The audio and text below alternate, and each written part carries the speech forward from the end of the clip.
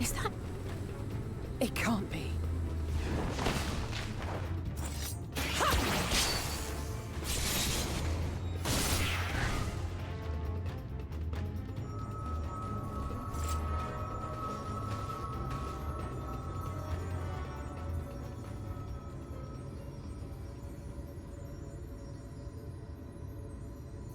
Just a lesser sin eater.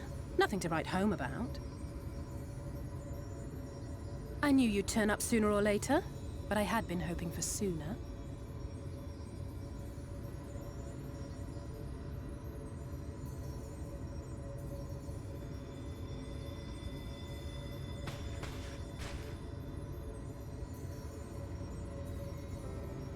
How are you?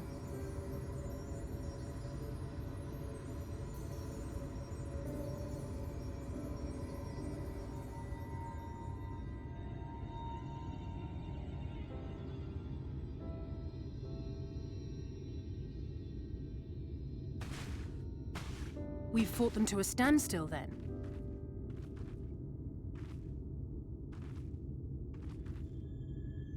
The Exarch did say that the Empire seemed to have drawn back when he last looked in on the source. But without knowing for sure how fast time was passing there, I couldn't help worrying that a lot might have happened since then. I'm heartily relieved to hear that it hasn't, just as Alphino must have been. As you can imagine, both he and Urianger were desperate to hear the news from home when I arrived. I haven't actually seen Thancred and Y'shtola yet, but they will have heard all the latest developments from the Exarch by now, or should have at least.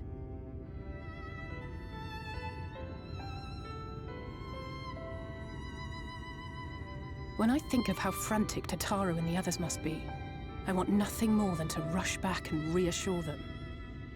But we still haven't found a way to reverse the summoning, and even if we had, we couldn't just ignore Urianger's vision. He may use 10 words where 1 would suffice, and they may often obscure as much as they reveal. But on this matter, he was as clear as day. I do not doubt for one moment that he saw what he claims. Nor how difficult it must have been to speak about them. The 8th Umbral Calamity and your death aren't exactly topics for idle conversation. As much as I might want to go home, I don't want to go home to that. We can't allow the rejoining to happen, which means we have to save the first from the Sin Eaters.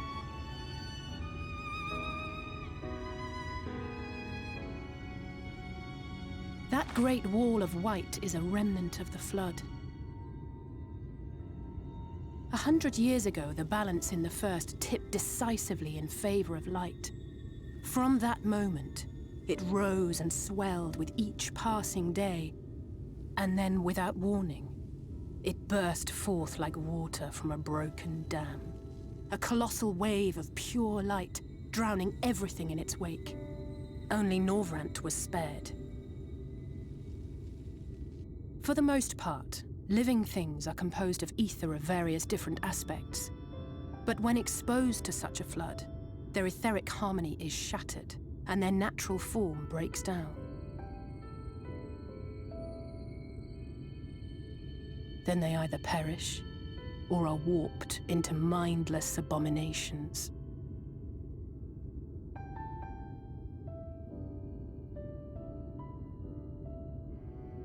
Yes, that's how the Sin Eaters came to be. They were once living creatures, or people, that were caught in the path of the Flood. Once the change is wrought, there is no going back.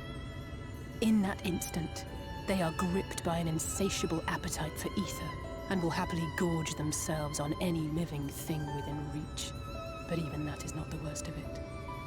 The stronger Sin Eaters can plant light in us, like seeds in soil, corrupting our ether, and triggering the birth of new monstrosities.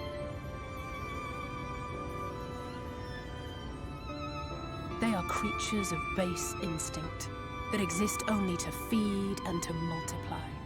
They feel no pity, know no remorse, and are utterly deaf to reason. Which is why they must be destroyed. Every last one of them. The infirmary is full of the Sin Eaters' victims, left here to spend their final hours waiting for the change to overtake them.